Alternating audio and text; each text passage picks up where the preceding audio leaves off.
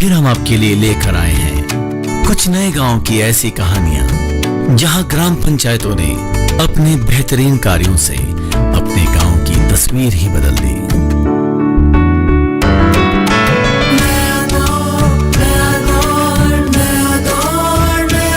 देखिए नया दौर हर सोमवार दोपहर 4:30 बजे सिर्फ डीडी किसान पर। माँ कब आएगा? अभी आएगा। अरे बोलो ना माँ कब आएगा? बोला ना अभी आ जाएगा। ये ले आ गया कुआं। अरे कुआं नहीं माँ, हमारे घर नल से जल कब आएगा? नल से जल? अरे गुड्डी बहुत जल्दी आएगा पानी। जल जीवन मिशन आ चुका है। हम 1 कदम उठाएंगे तो सरकार 10 कदम उठाएगी। सच? तुम्हारे मुंह में घी शक्कर। घी शक्कर नहीं माँ, स्वच्छ जल। 2024 तक देश के सभी 19 करोड़ घरों में पहुंचेगा पीने का साफ पानी। अब होगा हर घर जल। जल जीवन मिशन, जल शक्ति मंत्रालय, भारत सरकार।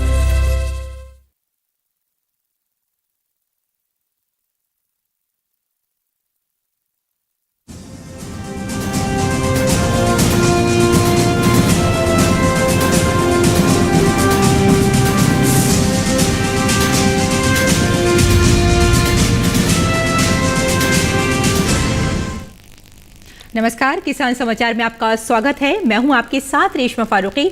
आइए अब सबसे पहले नजर डालते हैं हेडलाइंस पर। प्रधानमंत्री नरेंद्र मोदी ने बैंक जमा बीमा कार्यक्रम को किया संबोधित। कहा किसानों और खेतीहर मजदूरों को भी पेंशन की सुविधा से जोड़ा जा रहा है। कहा सही मायनों में अब जाकर बैंकों का हो रहा है लोकतांत्रिकरण।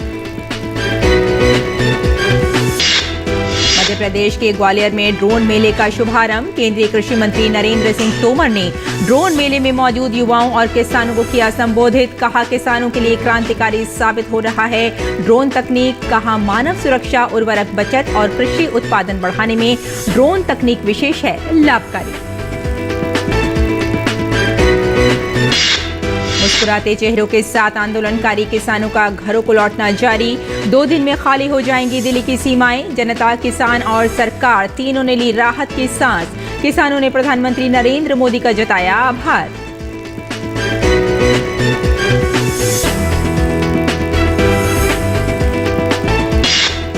उत्तर प्रदेश के मुख्यमंत्री योगी आदित्यनाथ ने लखनऊ में निःशुल्क राशन वितरण महाअभियान का किया शुभारंभ। राष्ट्रीय खाद्य सुरक्षा अधिनियम के तहत लाभार्थियों को निःशुल्क राशन पैकेट देकर की मुहिम की शुरुआत। आइए विस्तार से खबरों पर नजर डालते हैं। प्रधानमंत्री नरेंद्र मोदी ने विज्ञान भवन में डिपॉजिटर्स फर्स्ट 5 लाख रुपए तक के समयबद्ध जमा राशि बीमा भुगतान की गारंटी विषयक समारोह को संबोधित किया। जमा राशि बीमा के दायरे में भारत में कार्यरत सभी वाणिज्यिक बैंकों में सभी तरह की जमा धनराशियों जैसे बचत, फिक्स्ड, चालू, सावधि जमा आदि को शामिल किया गया है। राज्यों, केंद्र शासित प्रदेशों में कार्यरत राज्य, केंद्रीय और प्राथमिक सहकारी बैंकों को भी इसके दायरे में रखा गया है। इस अभिनव सुधार के तहत बैंक जमा राशि बीमा कवर को 1 लाख रुपए से बढ़ाकर 5 लाख रुपए कर दिया गया है। उन्होंने जमाकर्ताओं को संबोधित किया। पीएम मोदी ने कहा कि बीते वर्षों में अनेक छोटे सरकारी बैंकों को बड़े बैंकों के साथ मर्ज करके उनकी कैपेबिलिटी और ट्रांसपेरेंसी को हर प्रकार से सशक्त की गई है। उन्होंने कहा कि किसानों और खेतीहर मजदूरों को भी पेंशन की सुविधा से जोड़ा जा रहा है। किसान, छोटे दुकानदार, खेत मजदूर, कंस्ट्रक्शन और घरों में काम करने वाले श्रमिक साथियों को भी पेंशन की सुविधा से जोड़ा जा रहा है। आज देश के करोड़ों गरीबों को 2-2 लाख के दुर्घटना और जीवन बीमा के सुरक्षा कवच की सुविधा मिली है। पीएम जीवन ज्योति बीमा योजना और पीएम सुरक्षा बीमा योजना के तहत लगभग 37 करोड़ देशवासी इस सुरक्षा कवच के दायरे में आ चुके हैं। यानी एक प्रकार से अब जाकर देश के फाइनेंशियल सेक्टर का, देश के बैंकिंग सेक्टर का सही मायने में लोकतांत्रिकरण हुआ है। पीएम मोदी ने कहा कि छोटी जोत के किसानों, पशुपालकों, मछुआरों को भी किसान क्रेडिट कार्ड से जोड़ा गया है। आज जब मुद्रा योजना देश के उन क्षेत्रों, उन परिवारों को भी स्वरोजगार से जोड़ रहे हैं जिन्होंने कभी इस बारे में सोचा तक नहीं था। आप सभी ये भी जानते हैं कि हमारे यहां छोटी जमीन वाले किसान, और हमारे देश में 85% किसान छोटे किसान हैं, बहुत छोटा सा जमीन का टुकड़ा है उनके पास। इतने बैंकों के होते हुए भी हमारा छोटा किसान बाजार से, किसी तीसरे से महंगे ब्याज पर ऋण लेने के लिए मजबूर था। हमने ऐसे करोड़ों छोटे किसानों को भी किसान क्रेडिट कार्ड की सुविधा से जोड़ा और इसका दायरा पशुपालक और मछुआरों तक हमने बढ़ा दिया है। आज बैंकों से मिला लाखों करोड़ रुपए का आसान और सस्ता ऋण इन साथियों का जीवन आसान बना रहा है। और केंद्रीय कृषि मंत्री नरेंद्र सिंह तोमर ने कहा कि उच्च तकनीक और मजबूत अर्थव्यवस्था के साथ श्रेष्ठ भारत का निर्माण हो, इसी सोच के साथ प्रधानमंत्री नरेंद्र मोदी के नेतृत्व में सरकार काम कर रही है। इसी कड़ी में ड्रोन तकनीक को बढ़ावा दिया जा रहा है। ड्रोन तकनीक किसानों के लिए क्रांतिकारी साबित हो रही है। केंद्रीय मंत्री तोमर शनिवार को ग्वालियर में आयोजित हुए ड्रोन मेला में मौजूद युवाओं और किसानों को संबोधित कर रहे थे। आने वाले कल में हम 5 ट्रिलियन इकोनॉमी बने, इस लक्ष्य को लेकर भारत सरकार काम कर रही है और इस लक्ष्य को प्राप्त करने की दृष्टि से कृषि के क्षेत्र में ड्रोन का उपयोग करके कृषि के क्षेत्र में मानव सुरक्षा को सुनिश्चित करने के लिए, उत्पादकता बढ़ाने के लिए, पेस्टिसाइड, फर्टिलाइजर, सीड की बचत की दृष्टि से निश्चित रूप से इस टेक्नोलॉजी का बहुत महत्वपूर्ण योगदान है। इसके पायलट प्रोजेक्ट देश भर में किए जा रहे हैं। यहाँ उपस्थित लोग भी उस दिशा में बहुत गंभीरता के साथ काम कर रहे हैं और मुझे पूरा भरोसा है प्रधानमंत्री नरेंद्र मोदी जी के नेतृत्व में, सिंधिया जी की अगुवाई में यह क्षेत्र काम करेगा। एविएशन की दृष्टि से भी और ड्रोन की दृष्टि से भी हम आने वाले कल में हिंदुस्तान को एक बड़ा हब बनाने में सफल होंगे। केंद्रीय कृषि मंत्री तोमर ने ड्रोन तकनीक को किसानों के लिए लाभकारी बताया। उन्होंने पिछले साल टिड्डी दल के आक्रमण का हवाला देते हुए कहा कि ड्रोन तकनीक से इस पर सफलतापूर्वक काबू पाया जा सकता है। इसी तरह स्वामित्व योजना भी इसी तकनीक की बदौलत सफल रही है। कृषि के क्षेत्र में मानव सुरक्षा, उर्वरक बचत और कृषि उत्पादन बढ़ाने में ड्रोन तकनीक विशेष लाभकारी रही है। जहाँ तक ड्रोन टेक्नोलॉजी का विषय है, निश्चित रूप से टेक्नोलॉजी थी। हमारे बहुत सारे स्टार्टअप ने, फिक्की ने, सभी लोगों ने इस काम को आगे बढ़ाने की कोशिश की, लेकिन एक पॉलिसी नहीं होने के कारण सबको बहुत दिक्कत आ रही थी। मुझे ध्यान है 1.5 साल पहले टिड्डियों का आक्रमण हमारे यहाँ हुआ। पहले टिड्डी राजस्थान के कुछ क्षेत्र में और पंजाब के कुछ क्षेत्र में आया करती थी, लेकिन जब मैं कृषि मंत्री बना तो राजस्थान पूरा, हरियाणा, मथुरा, आगरा और मध्य प्रदेश के उज्जैन और इधर उत्तर प्रदेश के झांसी तक भी टिड्डी का आगमन हुआ। और उस समय निश्चित रूप से 10-1 साल बाद टिड्डी आई तो इसके कारण जो हमारी व्यवस्था थी वो भी शिथिल पड़ी हुई, और इसलिए उस समय हम लोगों ने समग्र कोशिश की कि टिड्डी को मार भगाया जाए, और उस समय ड्रोन की आवश्यकता पड़ी। और मुझे ध्यान है कि उस समय ड्रोन से टिड्डी मारने को लेकर जिस प्रकार के क्लियरेंस लेने की आवश्यकता थी वह अत्यंत दुर्गम काम था, लेकिन सिविल एविएशन मिनिस्ट्री उस समय सामने आई और उन्होंने निश्चित रूप से सारे क्लियरेंस दिए, आर्मी ने क्लियरेंस दिए और ड्रोन का उपयोग करके जगह जगह टिड्डी को मारने में भारत ने सफलता प्राप्त की और उसको इस तरीके से मारा कि अभी तक वो नहीं आई। केंद्रीय कृषि मंत्री नरेंद्र सिंह तोमर ने मध्य प्रदेश के ग्वालियर में राष्ट्रीय जल सम्मेलन को संबोधित किया। 3 दिवसीय राष्ट्रीय जल सम्मेलन में तोमर ने कहा कि जल, हवा और सूर्य ताप प्रकृति के उपहार हैं। अगर प्रकृति के उन उपहारों के साथ अनावश्यक छेड़छाड़ हुई तो असंतुलन पैदा हो जाएगा और मानव समाज के साथ साथ सभी प्राणियों को इसके दुष्परिणाम भुगतने होंगे। इसलिए सबकी सामूहिक जवाबदेही है कि प्राकृतिक संतुलन बनाए रखने में अपना योगदान दें। उन्होंने कहा कि गिरता हुआ जल स्तर विशेष चिंताजनक है, इसलिए न केवल खुद पानी सहेजना है बल्कि लोगों को भी इसके लिए जागरूक करना है। उन्होंने कहा कि डायबिटिक फूड्स के बढ़ते चलन के कारण चिंताजनक परिस्थितियां बन रही हैं। खुशी की बात यह है कि भारत सरकार के प्रस्ताव पर संयुक्त राष्ट्र ने वर्ष 2023 को मिलेट्स ईयर घोषित किया है। इससे मिलेट्स फूड को बढ़ावा मिलेगा।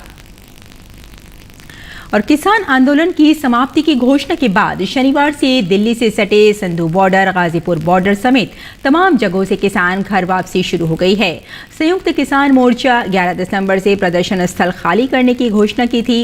15 जनवरी को संयुक्त किसान मोर्चा की समीक्षा बैठक होगी। किसान करीब 1 साल से धरना प्रदर्शन कर रहे थे।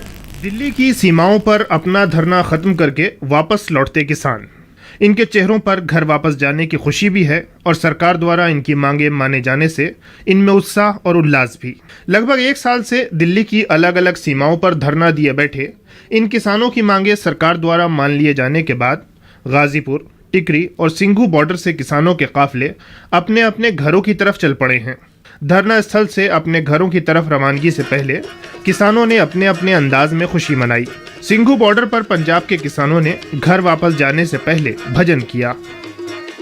संयुक्त किसान मोर्चा के आह्वान के बाद ही इसका आंदोलन को स्थगित किया जाता है। तमाम किसान जो हैं, जो सिंघू बॉर्डर पर थे और जो अन्य स्थानों पर थे, वो अब घर वापसी की तरफ जाने को तैयार हो गए हैं। कुछ हरियाणा से आए थे और कुछ जो पंजाब से आए हुए संगठन थे, जो किसान थे, वो वापस जा रहे हैं। और 15 तारीख तक लगभग जितने भी टोल प्लाजा पे लोग बैठे हुए थे या बॉर्डर्स पे जो लोग बैठे हुए थे, वो अपनी जगह को खाली कर देंगे। उधर टिकरी बॉर्डर पर मौजूद किसान खुशी में नाचते गाते नजर आए। घर वापस लौट रहे किसान सरकार द्वारा तीनों कानून वापस लिए जाने और अन्य मुख्य मांगे स्वीकार किए जाने से बहुत प्रसन्न हैं। घर जाने की तैयारी है, बस हो रहा है, सब टूट रहा है, बस यही है। हमें खुशी है अभी इस बात की, जो मंत्री जो भी है ना वो मान गए, तो बहुत खुशी हो रही है हमें। घर जाके आड़े लेके चले, सारा जगाड़ पुल ਦਾ ਹੀ ਫਿੱਟ ਕਰਨਾ, ਭਾਵੇਂ ਜਿੰਨਾ ਦਿਨ ਮਰਜ਼ੀ ਲੱਗ ਜਾਣ। ਸਾਰਾ ਪਿੰਡ ਸਾਡਾ ਸਵਾਗਤ ਵਾਸਤੇ ਬੈਠਾ, ਫੋਨ ਵਾਰ-ਵਾਰ ਤੁਰੇ ਆਉਂਦੇ, ਕਦੋਂ ਆ ਰਹੇ ਹਾਂ। ਆਪਾਂ ਜਾਵਾਂਗੇ, ਸ਼੍ਰੀ ਅਨੰਦਪੁਰ ਸਾਹਿਬ ਤੋਂ ਆਏ ਆ ਤੇ ਕੱਲ ਆਪਾਂ ਸ਼੍ਰੀ ਅਨੰਦਪੁਰ ਸਾਹਿਬ ਮੱਥਾ ਟੇਕ ਕੇ ਅਰਦਾਸ ਕਰਵਾ ਕੇ ਉਸ ਤੋਂ ਬਾਅਦ ਆਪਾਂ ਖੁਸ਼ੀ ਪ੍ਰਵਾਨ ਕਰਾਂਗੇ। ਅਸੀਂ ਹੱਥ ਜੋੜ ਕੇ ਮਾਫੀ ਵੀ ਮੰਗਣਾ ਚਾਹੁੰਦੇ ਆ, ਕਿਉਂਕਿ ਸਾਡੇ ਕਰਕੇ ਉਹਨਾਂ ਨੂੰ ਬਹੁਤ ਹੀ ਪਰੇਸ਼ਾਨੀ ਝੱਲਣੀ ਪਈ। ਉਸ ਚੀਜ਼ ਦਾ ਸਾਨੂੰ ਬਹੁਤ ਦੁੱਖ ਹੈ ਜੀ। ਸੋ साड़ी अज जित हो गई है, सानू बहुत खुशी है जी। बहुत बहुत धन्यवाद। जो भावना उन्होंने जाहिर की ना कि अपने एक परिवार की तरह, एक बड़े सदस्य की तरह किसानों के प्रति, तो हम उनके प्रति इस तरह है कि जैसे कि राष्ट्र के आप शासक के तौर पे हम उनको मानते हैं भाई। जैसा विभाग घर का बड़ा होता है, तो जैसे आप ये मान लें कि हमारे राष्ट्र के मोदी जी जो कर रहे हैं ना राष्ट्र हित में, वो सबसे सर्वोपरि और हर किसान हृदय से आभारी है। हम माननीय प्रधानमंत्री का इस बात पर धन्यवाद भी करते हैं और स्वागत भी करते हैं। उन्होंने किसानों की हालत समझी और ये बिल वापसी लेने का काम किया। गाजीपुर बॉर्डर से किसानों की वापसी जारी है। यहाँ मौजूद किसानों के बड़े जत्थे धरना समेटकर घरों की तरफ जाने लगे हैं। अगले 2-3 दिनों में यहाँ से सभी किसान वापस चले जाएंगे। आज सिंघू से, टिकरी से, यहाँ से जाना शुरू हो गए लोग और हम कल चंडीगढ़ जाएंगे, फिर अमृतसर जाएंगे 13 तारीख में। 14 तारीख में जो अलग अलग धरने हरियाणा में चल रहे, उन पंचायतों में शामिल होंगे, उनको सबको समापन करवाते हुए फिर वापसी आएंगे। 14 तारीख में फिर यहीं आकर रुकेंगे। किसानों की वापसी को देखते हुए हरियाणा पुलिस ने व्यापक ट्रैफिक इंतजाम किए हैं।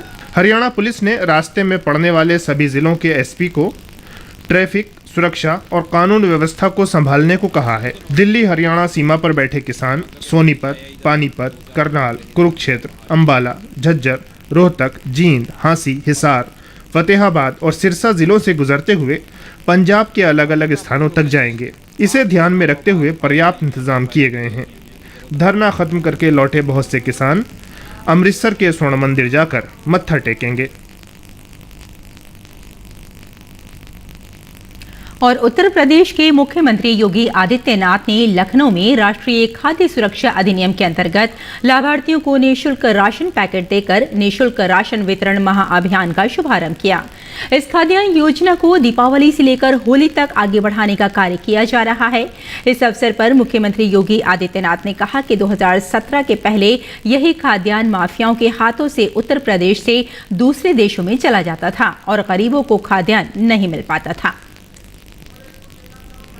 जब उनके पास सत्ता थी तब गरीबों का खाद्यान्न हड़प जाते थे, तब गरीब को शौचालय नहीं मिलता था, तब गरीब को मकान नहीं मिलता था, तब बच्चों को स्कॉलरशिप नहीं मिलती थी, तब गरीब को कोई बुनियादी सुविधाएं नहीं मिलती थी, बिजली नहीं आती थी, पानी नहीं मिलता था, साफ सफाई नहीं होती थी, किसी भी योजना का लाभ नहीं मिल पाता था। स्वास्थ्य केंद्रों में जाकर के देखें, वहां पर बदहाल स्थिति थी।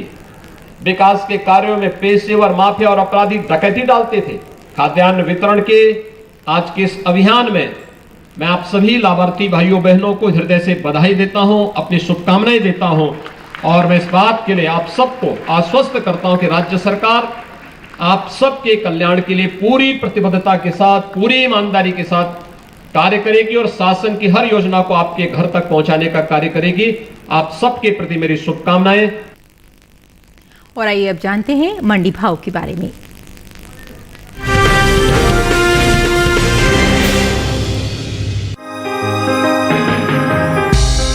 देश में अब रबी फसलों की बुआई का सीजन चल रहा है। किसान सबसे ज्यादा तिलहनी फसलों में शामिल सरसों की बुआई कर रहे हैं। देश के कई राज्यों में तिलहन की बुआई चरम पर है। अक्टूबर के मध्य में हुई बारिश के कारण कई क्षेत्रों में रबी तिलहन की बुआई में देरी हुई है। बावजूद इसके पिछले साल के मुकाबले तिलहन का रकबा बढ़ा है। तिलहन के क्षेत्र में आत्मनिर्भर बनने की सरकार की कोशिशों को भी किसान बल दे रहे हैं। कृषि मंत्रालय की ओर से साल 2021-22 के लिए 10 दिसंबर को जारी ताज़ा आंकड़ों के अनुसार तिलहन के रकबे में 16,37,000 हेक्टेयर की बढ़ोतरी हुई है। वहीं दूसरी रबी फसलों के मुकाबले सबसे ज्यादा बढ़ोतरी तिलहन के क्षेत्र में देखने को मिल रही है। वहीं कृषि मंत्रालय के साल 2021-22 के लिए 10 दिसंबर को जारी ताज़ा आंकड़ों के मुताबिक देश में तिलहन की बुआई 88 लाख हेक्टेयर के पार पहुंच गई है, जो बीते साल इस दौरान 72,13,000 हेक्टेयर ही रही थी। सरसों की बुआई बीते साल के मुकाबले 15,69,000 हेक्टेयर बढ़कर 81,66,000 हेक्टेयर में हो चुकी है, जबकि बीते साल इस दौरान बुआई का रकबा 65,97,000 हेक्टेयर ही रहा था। राज्य में हो रही कुल तिलहन की बुआई पर नजर डालें तो मध्य प्रदेश, राजस्थान, हरियाणा, पंजाब, जम्मू कश्मीर, कर्नाटक, गुजरात और उत्तर प्रदेश में अभी तक तिलहन का रकबा बीते साल के मुकाबले आगे चल रहा है, जबकि बिहार, महाराष्ट्र, हिमाचल प्रदेश, झारखंड, ओडिशा और पश्चिम बंगाल में बुआई बीते साल से पीछे है। आपको बता दें कि सरकार की कोशिशों और इस साल बाजार में मिली अच्छी कीमतों को देखते हुए देश के किसानों का रुझान सरसों की खेती की तरफ बढ़ा है। किसानों ने इस बार सरसों न्यूनतम समर्थन मूल्य से लगभग दुगने भाव पर बेची है, जिसका असर तिलहन के रकबे पर देखने को मिल रहा है। सरसों के हाजिर भाव पर नजर डालें तो गुजरात की राजकोट मंडी में 10 दिसंबर को सरसों का भाव था 6,750 रुपए। 11 दिसंबर को इसके भाव में 50 रुपए की गिरावट आई और भाव 6,700 रुपए पर आ गया। राजस्थान की लालसोट मंडी में इस दौरान सरसों के सौदों में नरमी के साथ कारोबार हुआ। यहाँ 10 दिसंबर को सरसों का भाव रहा 7,620 रुपए। 11 दिसंबर को इसके सौदे 10 रुपए टूटकर 7,610 रुपए पर हुए, जबकि राज्य की मालपुरा मंडी में 10 दिसंबर को सरसों का भाव था 7,650 रुपए। 11 दिसंबर को इसके भाव में 50 रुपए की तेजी आई और भाव 7,700 रुपए पर जा पहुंचा। हालांकि उत्तर प्रदेश की गोंडा मंडी में बीते 2 दिनों के दौरान सरसों के भाव में स्थिरता ही रही। यहाँ 10 और 11 दिसंबर को सरसों 6,750 रुपए पर बिकी। वहीं करवी मंडी में 10 दिसंबर को सरसों का भाव था 7,270 रुपए। 11 दिसंबर को इसके सौदों में 20 रुपए की गिरावट आई और भाव 7,250 रुपए पर आ गया। कृषि मंत्रालय की ओर से साल 2021-22 के लिए मुख्य खरीफ फसलों के पहले अग्रिम अनुमान को जारी किया गया है। घरेलू स्तर पर तिलहन की पैदावार में साल 2021-22 के दौरान बढ़ोतरी हो सकती है, जिसका असर भाव पर पड़ सकता है। साल 2021-22 के दौरान देश में कुल तिलहन की उपज 23.39 मिलियन टन अनुमानित है, जो कि 20.42 मिलियन टन की औसत तिलहन की पैदावार की तुलना में 2.96 मिलियन टन अधिक है।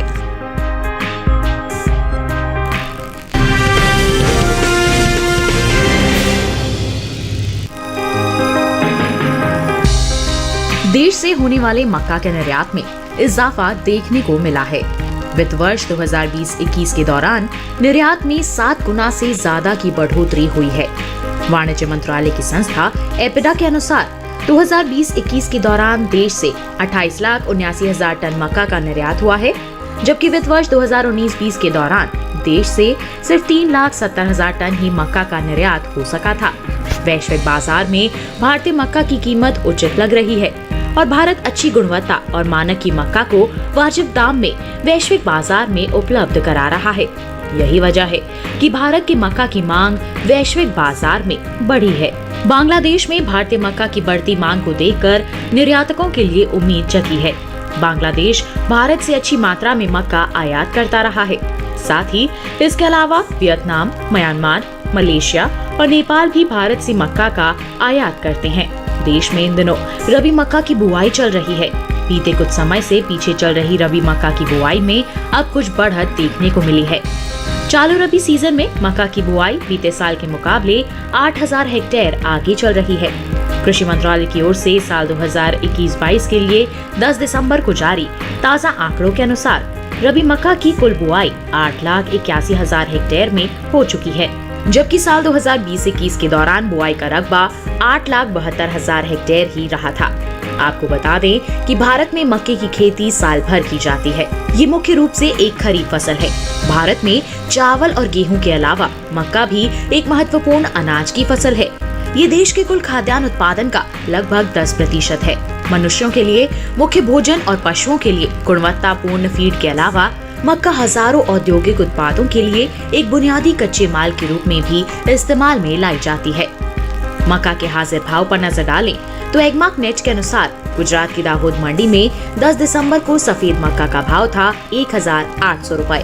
11 दिसंबर को इसके सौदों में 50 रुपए की तेजी आई और भाव 1,850 रुपए पर जा पहुंचा। वहीं महाराष्ट्र की पुणे मंडी में बीते 2 दिनों के दौरान देसी लाल मक्का के भाव स्थिर रहे। यहाँ 10 और 11 दिसंबर को देसी लाल मक्का 2,050 रुपए पर बिकी। हालांकि राजस्थान की मालपुरा मंडी में इस दौरान मक्का के सौदों में नरमी के साथ कारोबार हुआ। यहाँ 10 दिसंबर को मक्का का भाव रहा 2,300 रुपए। 11 दिसंबर को इसके भाव में 40 रुपए की गिरावट आई और भाव 2,260 रुपए पर आ गया। उत्तर प्रदेश की गोंडा मंडी में 10 दिसंबर को पीली मक्का का भाव था 1,750 रुपए। 11 दिसंबर को इसके सौदों में कोई फेरबदल नहीं हुआ और भाव 1,750 रुपए पर बना रहा। मक्का के भाव में स्थिरता का सिलसिला कमलागंज मंडी में भी देखने को मिला। यहाँ शुक्रवार को पीली मक्का का भाव रहा 1,650 रुपए। शनिवार को इसके सौदे बिना किसी उतार चढ़ाव के 1,650 रुपए पर हुए। बता दें कि साल 2021-22 के लिए मक्का के पहले अग्रिम अनुमान को जारी किया गया है। कृषि मंत्रालय की ओर से जारी पहले अग्रिम अनुमान के अनुसार साल 2021-22 के दौरान देश में मक्का की पैदावार 21.24 मिलियन टन होने का अनुमान है।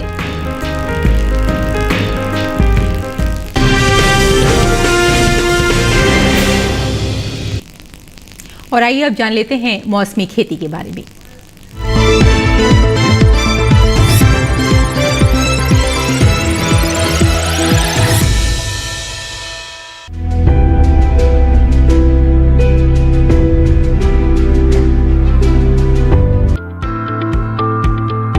मौसम को ध्यान में रखते हुए बिहार के उत्तर पूर्व जलोढ़ क्षेत्र में रबी प्याज की बुवाई करें। साथ ही दक्षिण बिहार जलोढ़ क्षेत्र में मक्का और गेहूं की बुवाई जारी रखें। वहीं झारखंड के किसान गेहूं की देर से पकने वाली किस्मों की बुवाई करते रहें। झारखंड के मध्य और उत्तर पूर्वी पठार इलाके में आलू की रोपाई की जा सकती है।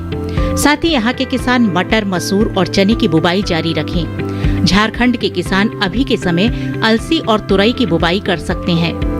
वहीं बात अगर उड़ीसा की करें तो उड़ीसा के किसान पूर्वी घाट क्षेत्र में परिपक्व धान की कटाई करें। कटी उपज को सुरक्षित स्थान पर भंडारित करें ताकि फसल को नुकसान ना पहुंचे। वहीं उड़ीसा के किसान रबी मक्का और चने की बुवाई कर लें। साथ ही यहाँ के किसान फ्रेंच बीन और रबी मूंगफली की बुवाई भी कर सकते हैं। उड़ीसा के पश्चिमी इलाकों में धान की कटाई कर लें। साथ ही यहाँ अभी के समय मूंग और उड़द की बुवाई भी की जा सकती है।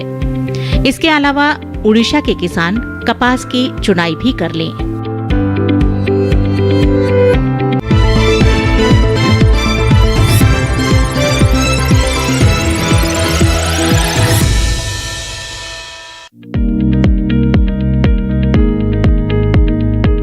धनिये की खेती के लिए दोमट मिट्टी सबसे अच्छी मानी जाती है। इसे अच्छे जीवांश युक्त भारी भूमि में भी उगाया जा सकता है। खेत में जल निकासी का उचित इंतजाम जरूरी है। बोने से पहले खेत को अच्छी तरह जोत ले और मिट्टी को भुरभुरा बना ले। साथ ही मिट्टी को समतल कर ले। आखिरी जुताई में 100 से 120 क्विंटल प्रति हेक्टेयर की दर से गोबर की खाद मिला दे। बीज की मात्रा बुआई और सिंचाई की दशा पर निर्भर करती है। सिंचित दशा में 12 से 15 किलो बीज प्रति हेक्टेयर डालें, जबकि असिंचित दशा में इतनी ही जमीन के लिए 25 से 30 किलो बीज की जरूरत होगी। बोने से पहले बीज को उपचारित जरूर कर लें। साथ ही बुआई से पहले बीज को 12 घंटे पानी में भिगो कर रखें। कतार से कतार की दूरी 20 से 30 सेंटीमीटर जबकि गहराई 2 से 2.5 सेंटीमीटर रखें। पूरी फसल में 4-5 सिंचाई की जरूरत होती है। पहली सिंचाई बुआई के 30 से 35 दिन बाद, दूसरी 60 से 70 दिन बाद, तीसरी 80 से 90 दिनों के बाद और चौथी 100 से 105 दिन बाद करें। पहली सिंचाई के बाद निराई गुड़ाई करके खरपतवार निकाल दें। 1 माह बाद फिर से निराई गुड़ाई करें। खरपतवार की रोकथाम के लिए विशेषज्ञों की सलाह पर उचित दवाओं का छिड़काव करें। धनिये में उकठा रोग चूर्णिल आसिता रोग हो सकता है। इसे ग्रामीण भाषा में दहिया भी कहा जाता है। रोकथाम के लिए रोग अवरोधी प्रजातियां बोकर भी बीमारियों से बचा जा सकता है। फसल चक्र अपनाना भी बेहतर रहता है, लेकिन किसान इस बात का ध्यान रखे कि फसल में किसी भी तरह की दवा का छिड़काव करने से पहले कृषि विशेषज्ञों की सलाह जरूर ले। पूरी फसल होने पर पत्तियों की तुड़ाई सावधानी से करें। ध्यान रहे तोड़ते समय पत्तियां बर्बाद ना होने पाए। 1 हेक्टेयर जमीन से 125 से 140 क्विंटल तक हरी पत्तियां ली जा सकती है।